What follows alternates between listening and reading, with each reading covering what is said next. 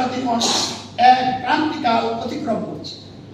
আল্লাহর সাথে শিরকে লিপ্ত লোকদের উদ্দেশ্যে আল্লাহ ঘোষণা করেন, তিনি তোমাদের উপর, তোমাদের উপর দিক থেকে অথবা তোমাদের পায়ের নিচ থেকে আযাব পাঠাতে সক্ষম, অথবা তিনি তোমাদের দল বদলে বিভক্ত করে এক দলকে অপর দলের শক্তির স্বাদ গ্রহণ করাতেও সম্পূর্ণরূপে সক্ষম। অর্থাৎ এক দলের উপরে আরেক দলের চড়াও করে মারামারি লাগাইয়া সংঘর্ষ বাধাইয়া, কেন আমাকে রব মানলি না, শিরক কুফরি করলো, এর মজা তাদেরকে আমি খাওয়াই থাকবো।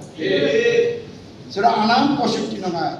উক্ত আয়াতের বক্তব্যের আলোকে আমাদের সুস্পষ্ট অভিমত, গণতান্ত্রিক শাসন ব্যবস্থা মেনে চলার কারণে আল্লাহ রাব্বুল আলামিনের আযাব গজবের অংশ হিসাবে দেশ ও জাতির নাজুক পরিস্থিতি। এই নাজুক পরিস্থিতিতে ইসলামী সমাজই মূলত সকল মানুষের জন্য নিরাপদ আশ্রয়স্থল।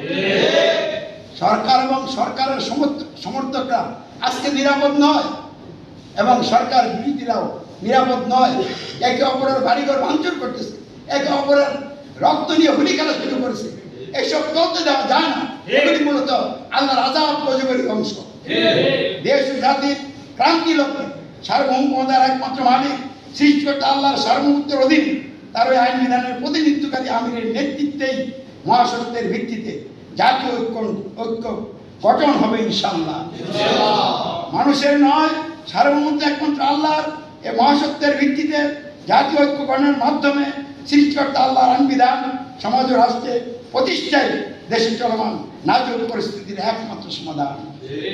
চলমান নাজুক পরিস্থিতি সহ আল্লাহ রাব্বুল আলামিনের সকল প্রকার আযাব গজব থেকে বাঁচার লক্ষ্যে সরকার, প্রশাসন, সরকার বিরোধী শক্তি, সাংবাদিক, সুশীল সমাজ ও ছাত্র জনতা সহ দেশবাসী সকল